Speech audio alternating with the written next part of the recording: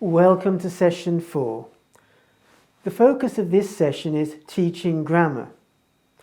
Before following a training session, please consider the following questions. Can you give a definition of grammar? Can you think of an English language grammar structure which does not exist in your first language? And how difficult is it to learn? How can you help your students understand and use it? Grammar can be defined as the study of how words and their component parts combine to form phrases and sentences. The study of rules, structural relationships, syntax and formation of language. There are two approaches when teaching grammar. Implicit, not direct, where students are introduced to grammar without being explicitly given the structure. The grammar is introduced in context and in a meaningful and useful way.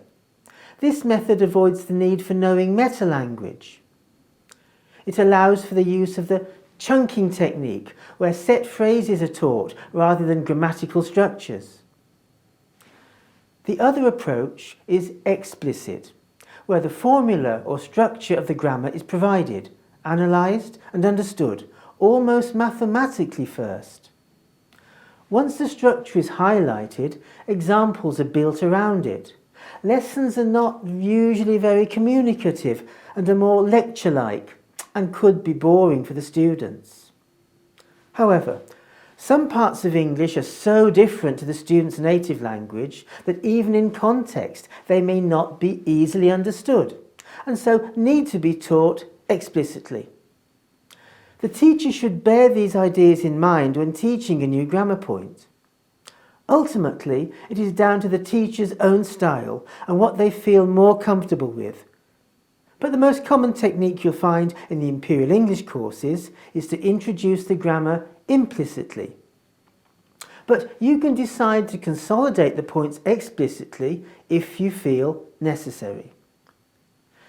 You should keep in mind that some students, particularly older ones, may feel they are learning more if grammar is taught to them explicitly. Some may feel almost tricked if the grammar is introduced to them implicitly.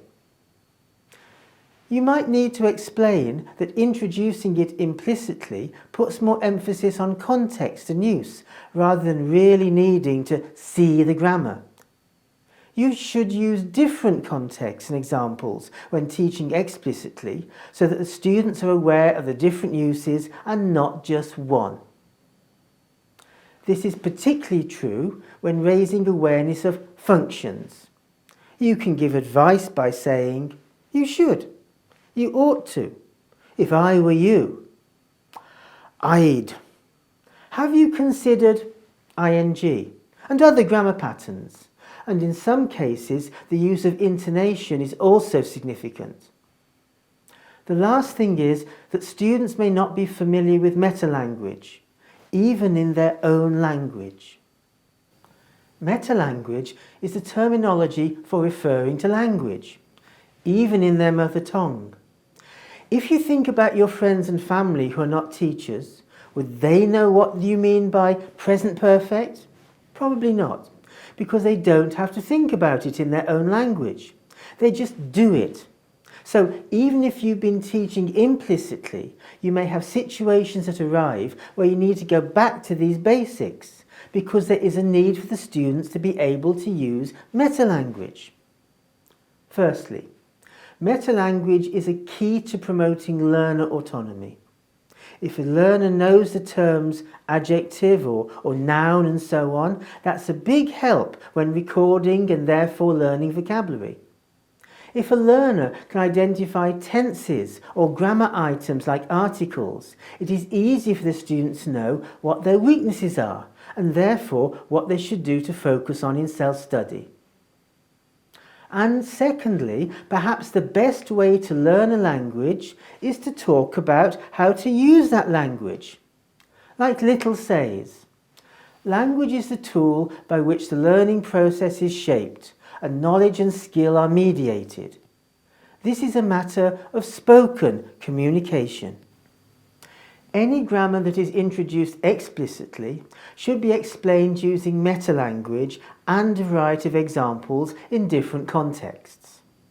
Using the MFP method helps ensure that the language has been thoroughly taught. Meaning, that should be fairly clear. But you should explain what the grammar means. For example, what tense it denotes, when we use it, and why. Form, how it is structured. For example, the present continuous is formed with the correct form of be plus the verb in the ing form. Pronunciation, how do you say the grammar in a sentence? For example, with present continuous, you will regularly contract the be in the subject, and you may also drop the g in the ing, like she's going shopping. We're going to look at an example from the General English series of explicit and implicit grammar teaching. The first explicit example is taken from Level 1, Topic 5. You can see in the course book that learners are instructed to read the grammar key, which tells them using meta-language what the grammar is and how it is used and constructed. They then use this to complete rules and practice tasks in the practice book. Then we have an example of implicit grammar. The grammar here is taught through a speaking and writing task and then demonstrated in a reading task. The tasks also focus on vocabulary, but encourage learners to use the grammar out of necessity in order to communicate their ideas and use the vocabulary at the same time. It allows them to learn from each other's example and for the teacher to monitor who already has the grammar knowledge and who needs to refine it.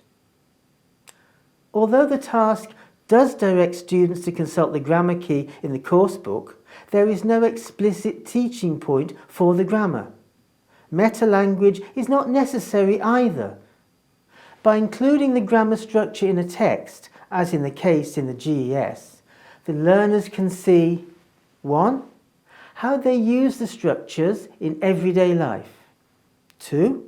That the grammar structure use is often restricted by vocabulary or meaning, as is the case in the difference between used to and would in describing past habits. 3. If there are other connected patterns used in the same context. 4. The meaning beyond sentence level, as in a response in a dialogue. Notice that in these two examples of explicit and implicit grammar, the implicit task is taught earlier in the lesson than the explicit task.